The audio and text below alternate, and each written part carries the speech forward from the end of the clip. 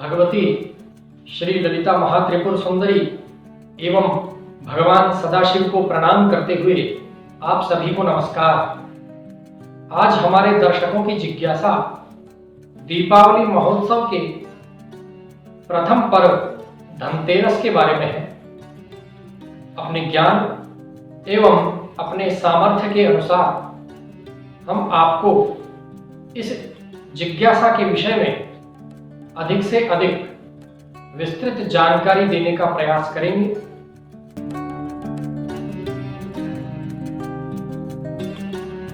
धनतेरस का यह पर्व भगवान धन्वंतरी के लिए विशेष रूप से महत्वपूर्ण है और हम लोगों के लिए आयुष्य एवं आरोग्य प्राप्ति में बहुत सहायक है।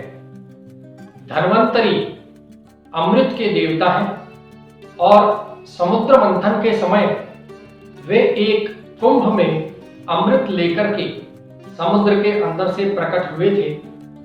उस अमृत को बाद में सभी देवों ने पी लिया, जिससे वे अमर हो गए। मित्रों, भगवान धन्वंतरी अमृत देने वाले हैं और इस अमृत का तात्पर्य आरोग्य से है, सभी रोगों को दूर करने से है तथा निरोगी जीवन जीने से।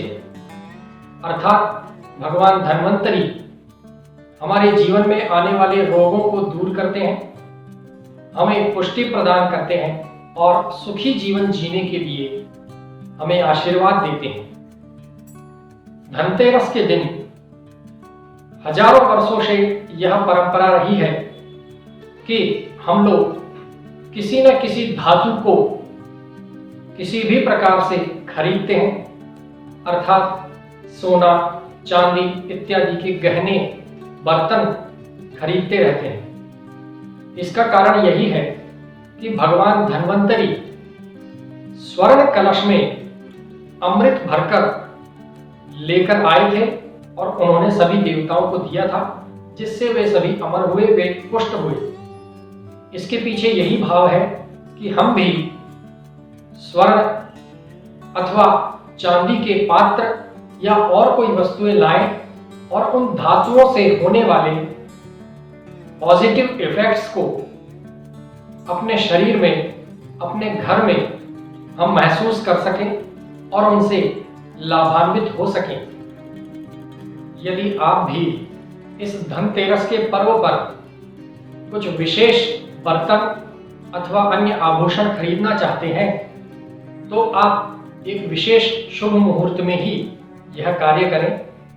आप धनतेरस को अर्थात 13 नवंबर 2020 को दोपहर 11:50 से लेकर 2:40 के बीच यह खरीदारी करें। इस समय में आप सोना या चांदी के आभूषण खरीद सकते हैं अथवा बर्तन खरीद सकते हैं। सोना अथवा चांदी के बर्तन खरीदना इस समय बहुत शुभ माना गया है, लेकिन ध्यान रहे स्टील और एल्यूमिनियम के बर्तन इस समय नहीं खरीदें। ये बर्तन खरीदना इस समय और इस त्योहार के लिए शुभ नहीं होता है। धनतेरस के दिन यमराज की पूजा की जाती है और यमराज के लिए ही दीपदान भी किया जाता है। हमारे शास्त्रों के अनुसार इसकी एक विशेष विधि है। उस विधि के द्वारा यदि आप दीपदान करते हैं, यमराज के लिए दीपक जलाते हैं, तो निश्चित रूप से यह कार्य हमारे परिवारजनों के लिए, सभी के स्वास्थ्य के लिए उचित होगा और यह दीपदान हमारे परिवार के लोगों को अकाल मृत्यु, रोग इत्यादि बाधाओं से, इत्यादि समस्याओं से दूर करता है। इस विशेष विधि को आज हम आपको बताने जा रहे हैं। आप धनतेरस के दिन यमराज के लिए इसी प्रकार से दीपदान करें। आपके परिवार में जितने भी सदस्य हैं, आप उतनी संख्या में दीपक लगाएं। यदि आपके परिवार में 5 सदस्य हैं तो आप 5 दीपक लगाएं आपके परिवार में 10 सदस्य हैं तो आप 10 दीपक लगाएं और धनतेरस के दिन संध्या के समय इन दीपकों को प्रज्वलित करें। ये दीपक यदि तिल के तेल से जलाए जाते हैं तो बहुत ही अच्छा प्रभाव होता है। यदि वह नहीं हो तो आप सरसों के तेल से अथवा घी से भी ये दीपक जला सकते हैं। संध्या के समय अपने परिवार के लोगों की संख्या के अनुसार आप दीपक जलाएं और भगवान यमराज से प्रार्थना करें कि हे यमदेव, हम यथाशक्ति यथा ज्ञान आपकी स्तुति कर रहे हैं और आपको ये दीपक समर्पित करते हैं। आप हमें अकाल मृत्यु से, रोगों से दूर रखिए और हम पर कृपा बनाए रखिए। यमराज के इस दीपदान से हमें आयुष्य एवं आरोग्य की प्राप्ति होती है। हम सभी को यह जरूर करना चाहिए। मित्रों, धनतेरस का यह त्योहार भगवान कुबेर और माता महालक्ष्मी की पूजा के लिए, उनकी उपासना के लिए, उनकी कृपा प्राप्ति के लिए बहुत लाभदायक सिद्ध होता है। सदियों से हमारे पूर्वज, हमारे ऋषि मुनि धनतेरस को भगवती महालक्ष्मी को प्रसन्न करने के लिए बहुत से उपाय करते आए हैं। उनमें से एक छोटा सा उपाय आज हम आपको बताने जा रहे हैं। यह उपाय बहुत सरल और छोटा है, किंतु इसके लाभ बहुत बड़े हैं। आप श्रद्धा एवं विश्वास के साथ, पूरे विधान के साथ, सही विधि के साथ इसे करेंगे तो निश्चित रूप से आपको लाभ मिलेगा। मित्रों, बिल्व का वृक्ष माता महालक्ष्मी का प्रिय वृक्ष है।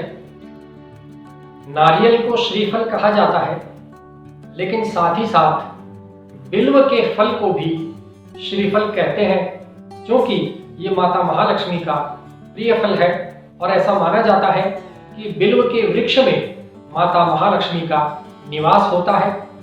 अतः धनतेरस को विजय मुहूर्त में हम सभी को इस बिल्व के वृक्ष की पूजा करनी चाहिए, जल चढ़ाना चाहिए, कुमकुम और अक्षत अर्पण करने चाहिए, नैवेद्य चढ़ाना चाहिए, धूप दीप दिखाना चाहिए और इसके बाद यदि संभव हो सके तो इस बिल्व वृक्ष के नजदीक या इसके नीचे बैठकर श्री सूक्त के पाठ अवश्य करने चाहिए।